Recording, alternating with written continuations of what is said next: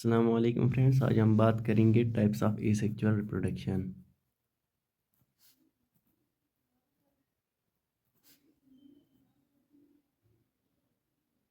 यानी कि आज की हम वीडियो में जो एसेक्सुअल रिप्रोडक्शन है उसकी जो मोड्स हैं उनके बारे में डिस्कस करेंगे। बेसिकली क्लास 10 की लेवल पे देखा जाए तो हमें सिर्फ 5 ऐसी एसेक्सुअल रिप्रोडक्शंस हैं जो हमें डिस्कस करनी है। तो सबसे पहले हम देखते हैं एसेक्सुअल रिप्रोडक्शन में क्या होता है। सिंगल पेरेंट इन्वॉल्व होता है। ये बात हमें माइंड में रखनी है। Single parent is involved. कितने पेरेंट इन्वॉल्व होते हैं? सिर्फ एक पेरेंट। नो गेमेट फॉर्मेशन, यानी कि गेमेट्स नहीं बनते। तो जब गेमेट्स नहीं बनते तो फ्यूजन भी नहीं होता। तो देखें, हमने देखा सबसे पहले एसेक्सुअल रिप्रोडक्शन क्या होती है, जिसमें सिंगल पेरेंट इन्वॉल्व हो, यानी कि आपका सिर्फ एक पेरेंट इन्वॉल्व हो गया, या मेल हो गया या फीमेल। वैसे यहाँ पे जेंडर की बात होती ही नहीं है। तो ना ही कोई गेमेट बनता है, क्योंकि पेरेंट एक अब गेमेट बनेगा नहीं। तो गेमेट जब बनता ही नहीं तो फ्यूजन भी नहीं होती, तो फर्टिलाइजेशन भी नहीं होती। तो जो ऑफ स्प्रिंग्स जो होते हैं they are identical to parents. जो ऑफ स्प्रिंग्स होते हैं, जो उनके जो नए बच्चे आते हैं जनरेशन में, वो अपने पेरेंट्स जैसे दिखते हैं, आइडेंटिकल होते हैं, यानी कि उन्हीं की तरह दिखते हैं, यानी कि उन्हीं जैसे होते हैं। अब और क्या होता है, उनको हम आम तौर पर क्या कहते हैं? कोलूनस। कोलून्स ज़्यादातर कहा जाता है क्योंकि कोलून होता है उसी जैसा दिखता है। और दूसरी बात, ये जो होते हैं less variations are created. Variation जो होती है बहुत ही कम होती है, क्योंकि यहाँ पे जब डीएनए कॉपी होती है उसमें सिर्फ एक पेरेंट की डीएनए में हल्का सा एरर आ गया, चलो थोड़ा सा आ जाता है, तो वो एरर हल्का सा आ जाएगा, तो लेस वेरिएशन है। अब देखिए, जब सेक्सुअल प्रोडक्शन की बात करें तो थोड़ी सी वेरिएशन फादर के डीएनए कॉपिंग में, थोड़ी सी मदर के में, तो उसमें जो न्यू ऑफस्प्रिंग आएगा उसमें ज़्यादा वेरिएशंस होती है। तो अब जब हम एसेक्सुअल रिप्रोडक्शन की टाइप्स की बात करते हैं, सबसे पहले हमारे पास आता है फिजन। फिजन, देखिए मैंने फिजन के लिए कुछ बेसिक सी कंसेप्ट्स लिख लिए हैं, तो समझते हैं जल्दी से फिजन क्या होती है। ये एक ऐसी मोड ऑफ रिप्रोडक्शन है जिसमें ऑर्गेनिज्म जो होता है, जैसे मैं आपको यहाँ पे समझाऊँ, ये कोई एक ऑर्गेनिज्म ए है, तो इसके लिए पहली कंडीशन वो यूनिसेल्युलर हो, यानी कि यूनिसेल्युलर ऑर्गेनिज्म ये डिवाइड होता है। क्या होता है? डिवाइड होता है, या हम जिसे कहते हैं स्प्लिट होता है। डिवाइड या स्प्लिट होता है। स्प्लिट किस में होता है? Into new organisms. अब या तो दो में होगा या दो से ज़्यादा मोर होगा। क्या? यानी कि ऐसी रिप्रोडक्शन जहाँ पे एक ऑर्गेनिज्म जो है, जो कोई भी सेलुलर एक ऑर्गेनिज्म है, एक सिंगल सेल है, एक सिंगल सेल है, ये डिवाइड होगी या तो एक ऑर्गेनिज्म में, या सॉरी दो ऑर्गेनिजम्स में, या दो से ज़्यादा ऑर्गेनिजम्स में। तो अब इसमें क्या होता है, मैंने दो बातें कही, या तो दो ऑर्गेनिजम्स में या तो दो से ज़्यादा। अब जब दो ऑर्गेनिजम्स में डिवाइड होगा तब उसे कौन सी फिजन कहेंगे? अब जब बहुत ज़्यादा ऑर्गेनिजम्स में डिवाइड होगा तो उसे कौन सी फिजन कहेंगे? चलिए देखते हैं। तो फिजन को मैंने क्या लिखा? It's the mode of reproduction, या आप लिख सकते हैं mode of asexual reproduction in which the organisms divides, या हम कहते हैं splits and forms new organisms, नए ऑर्गेनिज्म बनाता है। ये तो हमने पता चल गया, और ये पॉइंट याद में ज़रूरी है, यूजुअली इन यूनिसेल्युलर। अब इसकी देखते हैं, जब दो ऑर्गेनिज्म, मैंने यहाँ पे आपसे कहा था या तो ये दो ऑर्गेनिजम्स में डिवाइड होगा या तो मल्टीपल में। अब जब ये दो में डिवाइड होता है तो उसे हम कहते हैं बाइनरी। जब हम बाइनरी क्या होता है? Binary means two. तो ये हम देखते हैं कि एक सेल जो होती है वो दो ऑफ स्प्रिंग्स में डिवाइड होती है, यानी कि एक सेल से दो बच्चे आते हैं। तो फिर हम देखते हैं बाइनरी फिजन जो है, इसके फिर सामने जाके दो टाइप्स आ जाते हैं। बाइनरी फिजन के भी दो टाइप्स। अब बाइनरी फिजन, और ये फॉर एग्जांपल ये कोई ऑर्गेनिज्म है, ये ऑर्गेनिज्म है।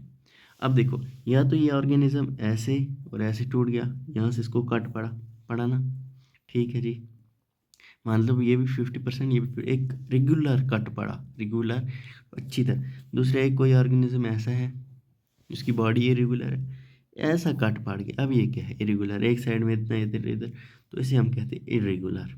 तो इसकी भी दो टाइप्स आती है, एक होती है regular binary fission, irregular binary fission, वही मैंने यहाँ पे लिखी है। एक होती है रेगुलर, दूसरी होती है इरेगुलर। इरेगुलर हम देखते हैं एमोबा में। एमीबा की बात की जाए तो देख लेना, इसकी बाइनरी फिजन पूछी जाती है। ये एमीबा है, इसके अंदर है न्यूक्लियस। सबसे पहले ये न्यूक्लियस एलोंगेट होता है।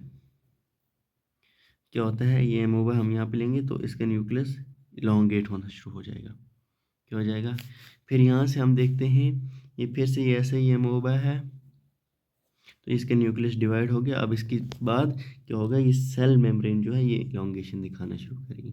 अब जो सेल इलोंगेशन दिखाएगी तो ये ऐसा बन जाएगा कुछ, इधर से टूटने लगेगा, फिर फाइनली दो एमीबा में आ जाएगा। इसे हम कहते हैं इरेगुलर।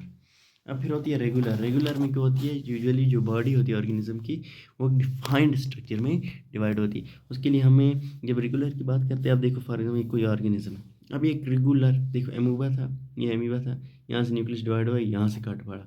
अब क्या हो सकता है, इसको कहीं से यहाँ से कट पड़ सकते हैं, क्या हो सकता है, अब यहाँ से कट पड़ सकता है, अब यहाँ से कट पड़, अब डायगनल में पड़ सकता है, तो ये कहीं से भी डिवाइड हो सकता है। लेकिन अगर हम बात करें रेगुलर की, रेगुलर की सिर्फ दो ही केस हैं, या तो वो ट्रांसवर्स कट होगा ऐसे खड़ा, ये सॉरी लॉन्गिट्यूडनल, ये खड़ा कट पड़ जाएगा, या तो फिर ऐसे टेढ़ा ट्रांसवर्स। दो ही तरीके हैं ना, रेगुलरली कटना है 50% होना है, ये है आपके पास ऑर्गेनिज्म, ये ऐसे कटेगा, ये ऐसे। अब जब ये ऐसे कटेगा तो हमें ये क्या है, ट्रांसवर्स, ये ट्रांसवर्सली कटा है, जिससे हॉरिजॉन्टल, जिसे हम कहते हैं ट्रांसवर्स बाइनरी फिजन, ये क्या है, ट्रांसफर। अब खड़ा कटा तो हम कहते हैं लॉन्गिट्यूडनल बाइनरी फिजन। अब ट्रांसफर्स की बात की है तो पैरामीशियम फॉर एग्जांपल हमारे पास ऐसे है, ऐसे होता है, यहाँ पे होता है उसका फीड वैक्यूल, यहाँ से सिलियाई होती हैं, तो यहाँ से कट हो जाता, यानी पहले इसका भी न्यूक्लियस डिवाइड होता है, सेम प्रोसेस एमोबा वाला रहता। अब देखते हैं फिर ट्रांसफर्स की बात की जाए, ट्रांसवर्स हो गया तो लॉन्गिट्यूडनल हमारे पास लेशमीनिया एक होता है ऑर्गेनिज्म, जैसे काला अज़ार भी होता है, ये आपके एनसीईआरटी में मेंशन किया हुआ है। वो क्या होता है, वो खड़ा कट होता है। फॉर एग्जांपल ये ऑर्गेनिज्म है, फॉर एग्जांपल मैं कहूँ, उसे यहाँ पे एक हेयर भी होता है, ये फिर ये क्या होता है, ऐसा होता है कुछ इस प्रकार से होता है, मैं अगर आपको दिखाऊँ थोड़ा, ऐसा हेयर सा होता है। तो फिर क्या होता है, ये हेयर पहले दो बन जाते हैं, फिर यहाँ से धीरे धीरे बॉडी कट होती है, ये अलग बन जाती है, अलग कट नहीं होती, यानी कि डिवाइड होती है। तो उम्मीद है कि बाइनरी फिजन और फिजन समझ आ गए होगा। अब देखते हैं मल्टीपल फिजन की तरफ। इसमें एक ऑर्गेनिज्म बहुत सारे ऑर्गेनिजम्स में स्प्लिट होता है, किसमें, जैसे कि प्लाज्मोडियम। अब इसमें क्या होगा, ये है प्लाज्मोडियम, इसके एक न्यूक्लियस, अब इसकी डिवीजन होगी इतने इतने इतने इतने इतने इतने इतने इतने इतने, सॉरी बाहर चला गया, इतने इतने।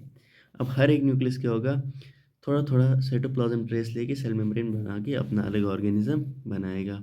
ये ये ये ये दिस इज बाइनरी फिजन। उम्मीद है कि आज क्या, देखिए आज की वीडियो में हम सिर्फ बाइनरी फिजन की बात की, और क्या किया हमने, सिक्योर प्रोडक्शन थोड़ा सा डिस्कस किया हमने, ठीक है ना। उसके बाद हमने फिजन देखा, फिजन में हमने बाइनरी फिजन देखा, बाइनरी फिजन में हमने देखा regular binary fission, irregular binary fission, फिर उसके बाद हमने रेगुलर में लॉन्गिट्यूडनल ट्रांसफर्स, और उसके बाद फिर हमने मल्टीपल फिजन देखा।